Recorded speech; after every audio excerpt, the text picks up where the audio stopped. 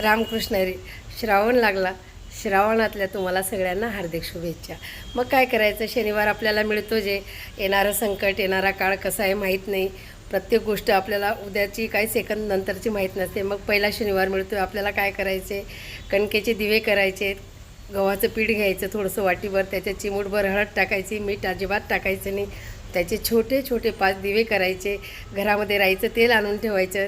दिवे ते वाता मंदिरात गेल्यावर तिथे वाता टाकायचे, त्याच्यात ते राईचं तेल टाकायचं, दीप प्रज्वलित करायचे तिथे आणि हनुमंत रायाला सांगणं करायचं, देवा येणारा काळ कसा आहे माहीत नाही, तर तू सर्व येणारं जे बी संकट असेल किंवा असेल ते निवारण कर. हनुमंतराया चिरंजीवी आहेत, ऐकल्याशिवाय ते राहत नाही. श्रावणातले शनिवार खूप छान आहेत. आणि कुणाला काही सांगितलं असेल साडेसाती वगैरे, त्यांच्यासाठी सुंदर उपाय आहे. पहिला शनिवार आहे, महादेवाच्या पिंडीवर संध्याकाळी आधी पाणी अर्पण करायचं, म्हणजे प्रदोषकाळी पाणी अर्पण करायचं, मग काळं तेल टाकायचं आणि महादेवाला सांगणं करायचं, मी माझं काम करते परमेश्वरा, तू तुझं काम कर. आपण आपलं काम करायचं, भगवंत त्याचं काम करत असतो. आपण केल्याशिवाय राहायचं नाही, ते दिल्याशिवाय राहत नाही. तुम्ही करा.